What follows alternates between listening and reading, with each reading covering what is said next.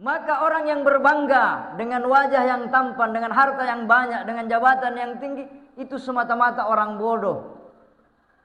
Karena dia tidak mengetahui bahwa itu semata-mata hanya karunia Allah semata. Insyaallah yang ingin saya bahas pada khutbah kali ini itu tentang penyakit ujub. Apa itu ujub? Ujub inilah yang menyebabkan iblis diusir dari surga. Karena ujub, maka dia pun menjadi sombong. Karena dia sombong, dia pun melawan perintah Allah Subhanahu wa taala. Ujub adalah merasa diri lebih baik, paling baik. Apakah orang merasa karena wajahnya tampan dia merasa tampan, atau perempuan dia merasa cantik, atau orang yang memiliki harta yang banyak dia merasa hebat, atau seseorang karena memiliki jabatan dia merasa dirinya paling di atas daripada orang lain, atau dia punya ilmu, kecerdasan, maka dia merasa hebat daripada orang lain. Jemaah sekalian yang sama berbahagia, apapun yang kita miliki pada intinya adalah semata-mata pemberian dari Allah. Bukan karena kita yang hebat, tapi karena fadlullah. Walaula fadlullahi alaikum, seandainya bukan karunia Allah, rahmat Allah atas kalian, ma zaka minkum min ahadin abada, tidak ada orang yang bisa mensucikan dirinya, membersihkan dirinya selamanya.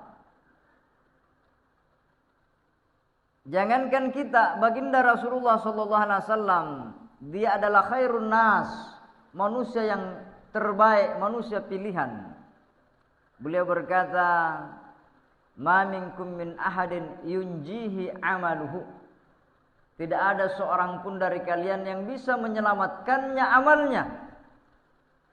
Qalu wala anta ya Rasulullah. Sahabat bertanya, Anda juga demikian ya Rasulullah?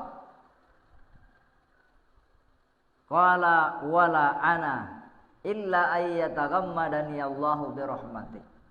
Iya, saya pun tidak akan selamat dengan amal saya, karena amal itu sendiri adalah rahmat dari Allah. Maka saya juga akan selamat karena Allah merahmati saya. Jemaah sekalian yang sama berbahagia, maka Imamul Ghazali mengajarkan kepada kita bahwa i'lam anna ilaja kulli illatin huwa muqabalatu sababiha bididdiha. Untuk mengobati suatu penyakit yang ada pada diri kita adalah mencari lawannya,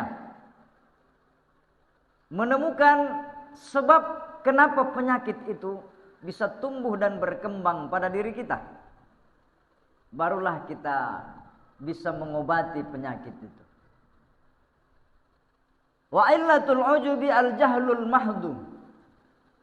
Dan kata Imamul Ghazali, sebab utamanya yang namanya ujub adalah karena kebodohan semata-mata.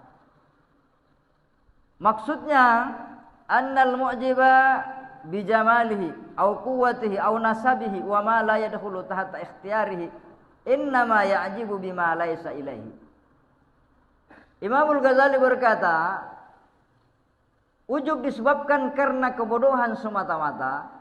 Orang yang tampan, orang yang punya keturunan, orang yang punya harta yang banyak, dia menyandarkan hal-hal tersebut kepada dirinya, padahal itu sama sekali bukan miliknya.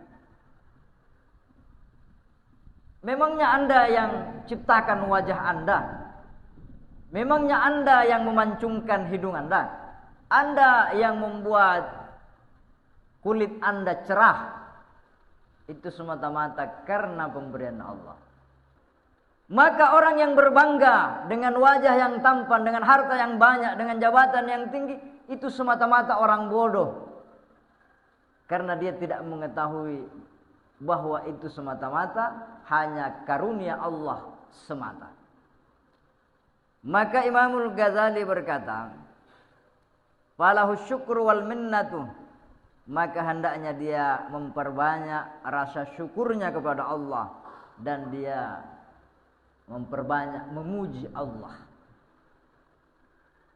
Jamaah sekalian yang sama berbahagia, dalam riwayat banyak pelajaran yang bisa kita petik.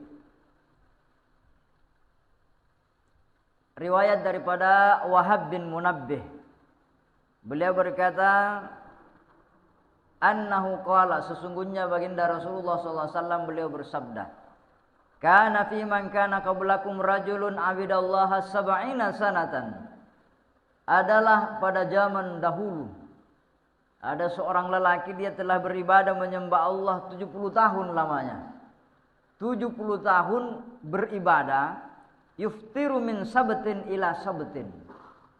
Selama 70 tahun dia beribadah, dia berpuasa sepanjang hari.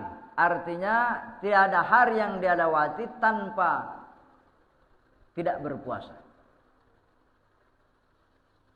Fatalaba ilallahi hajatan falam yu'tiha. Pada suatu ketika si hamba yang telah beribadah 70 tahun ini, dia punya hajat kepada Allah. Maka dia pun berdoa dengan khusyuk meminta kepada Allah Subhanahu wa taala, karena dia merasa berhak meminta kepada Allah karena dia sudah beribadah sekian lama. Apa yang terjadi jamaah sekalian yang sama berbahagia? Falam yu'tiha.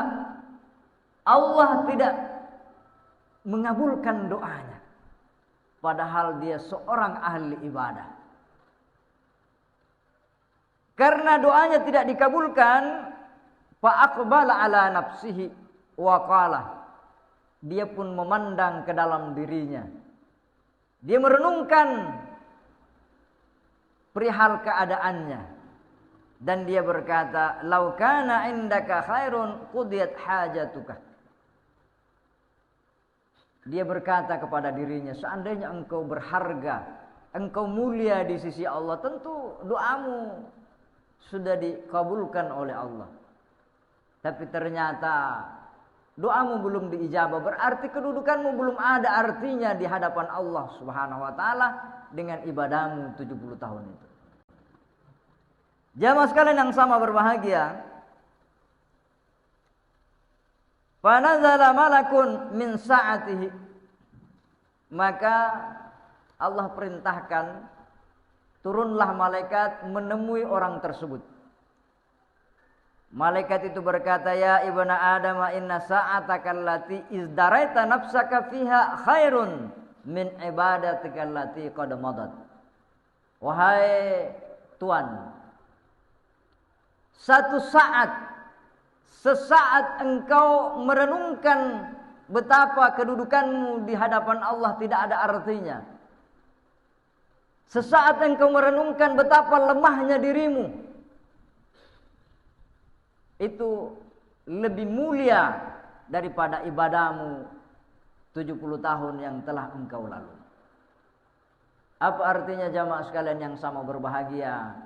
Bahwa hamba ini bisa beribadah 70 tahun itu semata-mata karena Allah yang memudahkannya, Allah yang membimbingnya, Allah yang membuatnya istiqamah.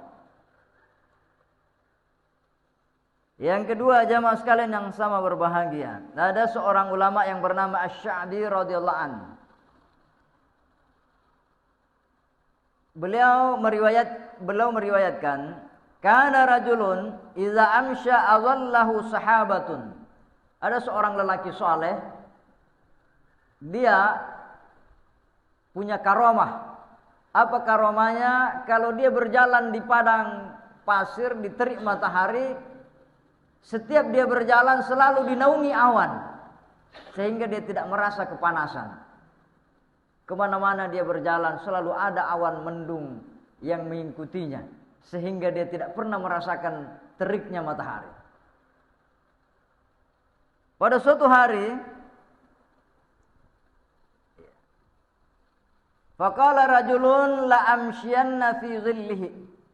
Ada seorang lelaki melihat, wah, saya mau ikut ahli ibadah itu.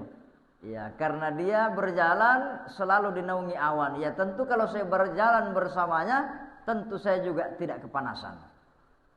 Ketika dia sedang berjalan dengan orang lain di sisinya, fa'ajabahu ar-rajulu bi nafsihi. Dia pun merasa takjub dengan kehebatannya dia, kemana-mana dinaungi awan. Faqala, dia berkata pada dirinya, misla hadza yamshi fi zilli. Bayangkan orang seperti ini saja ngikut sama saya. Orang begini saja dia mendapat nikmat dinaungi awan gara-gara karomah saya. Dia munculkan perasaan hebat dalam dirinya. Apa yang terjadi jamaah sekalian yang sama berbahagia, Allah memberikan pelajaran kepada hamba itu. Falamma iftaraka zahaba zillu ma'a dzalikar rajul. Ketika lelaki itu berpisah dengan ahli ibadah itu, ternyata awan itu mengikuti si hamba yang biasa tadi dan tidak mengikuti sang ahli ibadah. Apa yang terjadi? Bahwa itu sebuah pelajaran, bahwa kadang kita merasa alhamdulillah ini mungkin berkahnya ini karena saya rajin ngaji. Wah, ini karena saya rajin berjemaah, ini lancar rezekiku ini. Jamaah sekalian yang sama berbahagia, perasaan-perasaan itu boleh saja, tapi jangan sampai membuat kita menganggap diri kita yang harus dipuji. Yang harus dipuji bukan kita, yang harus dipuji adalah Allah yang memberikan nikmat ibadah itu. Wa an Umar ibn al-Khattab radhiyallahu anhu. Umar bin Khattab berkata, inna min salahi taubatika. Sesungguhnya termasuk daripada sempurnanya baiknya taubatmu, anta arifa zambaka, bahwasanya engkau mengetahui dosamu. Wa inna min salahi amalika an tarfada ujubaka. Dan baiknya ibadahmu ketika engkau bisa menjaga dirimu daripada sifat ujub. Wa anna min salahi syukrika an ta'rifa taksiraka. Dan sempurnanya baiknya syukurmu adalah ketika engkau menyadari bahwa engkau masih kurang sempurna di dalam bersyukur kepada Allah Subhanahu wa taala. Kemudian Umar bin Abdul Aziz, beliau digelar dengan khalifah yang kelima. Kenapa? Karena solehnya dan kewaraannya. Beliau annahu kana idza khataba fa khafal ujubah qata'ah. Umar bin Abdul Aziz kalau dia sedang berceramah, berkhutbah, memberikan mauizah kepada jamaahnya, ketika dia merasa dirinya, saya memang hebat ini, orang sampai menangis, saya memang hebat ini ceramah ini, orang sampai ngangguk-ngangguk. Ketika muncul perasaan itu, dia kurangi atau bahkan dia berhenti daripada khutbahnya. Untuk apa? Untuk menjaga dirinya supaya tidak merasa ujub. Begitu juga beliau ketika dia menulis, wa iza kataba fa khafal ujuba mazzaka. Ketika dia sedang menulis dan dia merasa dirinya hebat dengan tulisan-tulisannya, dia meludah ke sebelah kiri dan dia berdoa, Allahumma inni a'udzubika min syarri nafsi. Ya Allah, aku berlindung daripada keburukan diriku sendiri. Yang bahaya itu bukan dari luar. Yang bahaya itu adalah dari dalam. Ketika Anda merasa sombong, merasa ujub, merasa lebih daripada orang lain, itulah sebenarnya yang merusak diri kita. Kemudian Aisyah radhiyallahu anha, beliau ditanya, wahai ummul mu'minin, mata a'lamu anni muhsinun, kapan saya bisa mengetahui bahwa saya ini sudah baik, saya ini orang baik? Kapan saya bisa menyatakan diri saya sudah termasuk orang baik? Apa jawaban Aisyah? Idza alimta annaka musiun. Kalau engkau sudah menyadari bahwa selama ini ternyata engkau adalah orang buruk, orang jahat, orang jelek, berarti engkau sudah baik. Ketika engkau menyadari bahwa aduh, saya ini masih banyak kekuranganku, saya ini masih banyak salahku sama orang, saya ini masih kurang sabar, kurang syukur, kurang taat, kurang hormat. Kalau masih menyadari itu berarti Anda sudah baik. Sebaliknya orang itu bertanya, wa mata a'lamu anni musiun. Kapan saya bisa menyatakan diri saya ternyata saya ini orang jelek? Iya, ketika engkau mengatakan dirimu saya sudah baik. Kalau Anda sudah mengatakan diri saya sudah baik, berarti Anda buruk. Kenapa? Karena itu tadi, Anda buta dengan kelemahan-kelemahan Anda, bahkan Anda tidak menyadari semua yang ada pada diri Anda semata-mata fadlun minallah, rahmat dan karunia semata-mata dari Allah. Ada seorang pemuda, Zukira anna syaban min Bani Israila, ada seorang pemuda di zaman Bani Israel. Pemuda ini menjauh dari keramaian, dia cari tempat untuk fokus beribadah. I'tazal 'anil nasi wa ja'ala yata'abbadu fi ba'din nawahi.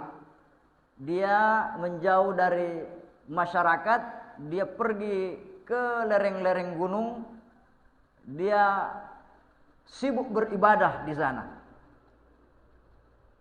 Maka faharaja ilaihi rajulani min masyayikh qaumihi liyaruddahu.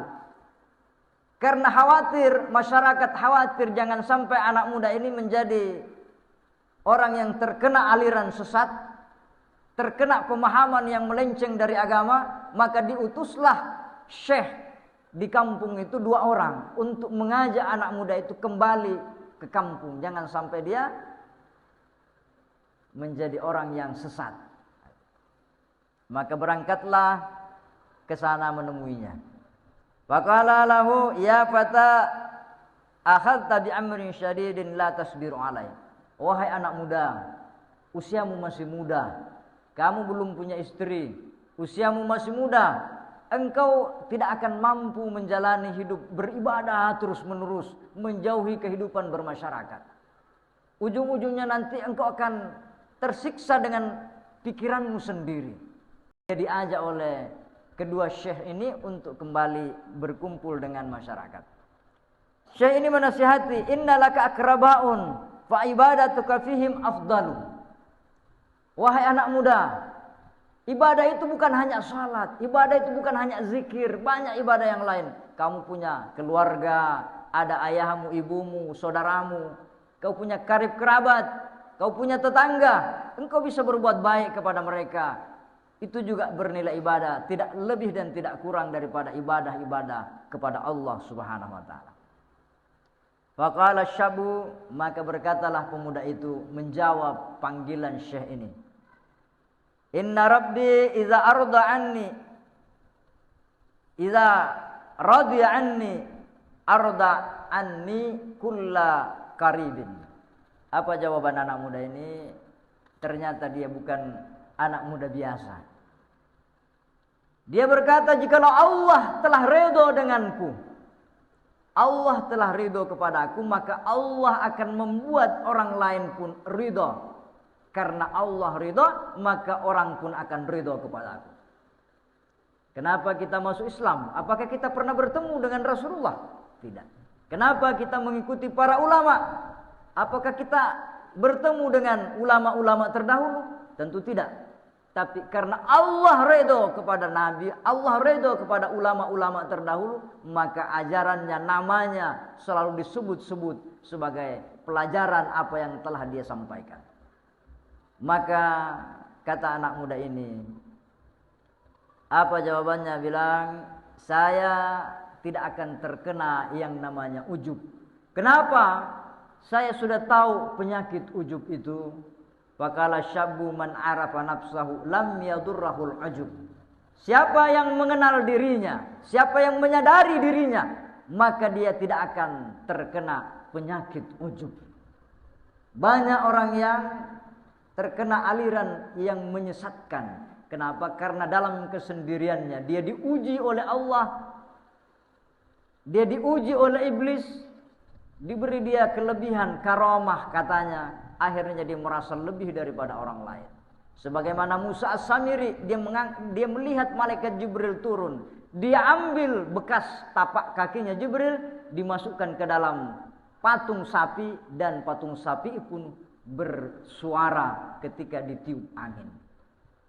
Akhirnya apa? Musa As-Samiri ini menyesatkan Bani Israel, dan dia pun menjadi orang yang paling bertanggung jawab atas kesesatan kaum Bani Israel yang menyembah sapi. Kenapa? Karena dia tidak mengenal dirinya. Yang terakhir, Nabi Daud alaihissalam kharaja ila sahilin. Suatu ketika Nabi Daud dia bosan tinggal di kampung, dia pergi berjalan-jalan untuk beribadah di pinggir pantai. Ketika dia sedang beribadah, fa'abida rabbahu sanatan. Karena dia asyik beribadah, dia tidak sadar ternyata dia sudah beribadah selama 1 tahun di sana. Saking asyiknya dia beribadah kepada Allah. Falamma tammatis sanatu, ketika telah selesai 1 tahun, qala, Nabi Daud pun berkata, ya Rabbi, kada inhana zahri wa kallat ainaya wa nafadat dumu'i. Ya Allah, punggungku sudah capek, ruku sujud, mataku sudah kurang tidur, sudah banyak air mata yang menetes. Fala adri ila maza yasiru amri, dan saya tidak tahu ya Allah, apakah ibadahku ini sudah Engkau terima. Saya tidak tahu ya Allah, apakah saya ini sudah berhak, sudah layak masuk surga atau tidak. Jamaah sekalian yang sama berbahagia, fa'auhallahu ta'ala ila difda'in an ajibi abdi Daud alaihissalam, untuk menjawab munajatnya Nabi Daud ini, bahwa ya Allah, saya tidak tahu saya ini mau kemana, apakah ibadah saya ini selama 1 tahun sudah diterima atau tidak. Allah perintahkan seekor kodok, wahai kodok, pergilah engkau temui Nabi Daud alaihissalam, sampaikan kepadanya. Waqalat dibda'u ya Nabi Allah. Kodok itu berkata, ya Nabi Allah, wahai Nabi Allah, atamanna ala rabbika fi ibadati sanatin. Apakah engkau memuji-muji dengan ibadahmu selama 1 tahun itu? Wallazi ba'asaka bil haqqi nabiyya, demi Allah yang telah mengutusmu sebagai seorang nabi, wahai Daud, inni ala zahari bardiyatin, saya di tempat yang dingin ini saya sudah beribadah munzu salasina sanatan au sittina sanatan. Saya sudah beribadah selama 30 tahun atau 60 tahun lamanya. Aku memuji Allah, usabbihuhu wa ahmaduhu. Aku memuji Allah, aku mensucikannya sampai ketika aku berzikir gemetar tulang belulangku, gemetar kulitku, bergetar jiwaku ketika aku menyebut nama Allah Subhanahu wa taala. Tapi kata kodok itu, saya tidak berharap kecuali hanya semata-mata rahmat kepada Allah Subhanahu wa taala. Jadi kesimpulannya bahwa untuk mengobati ujub itu kita harus mengenal diri kita, siapakah diri kita sebenarnya. Awalnya kita tidak ada artinya, tidak ada nilainya sama sekali. Kemudian kita akan kembali seperti itu. Adapun yang melekat pada diri kita adalah semata-mata rahmat dari Allah Subhanahu wa taala.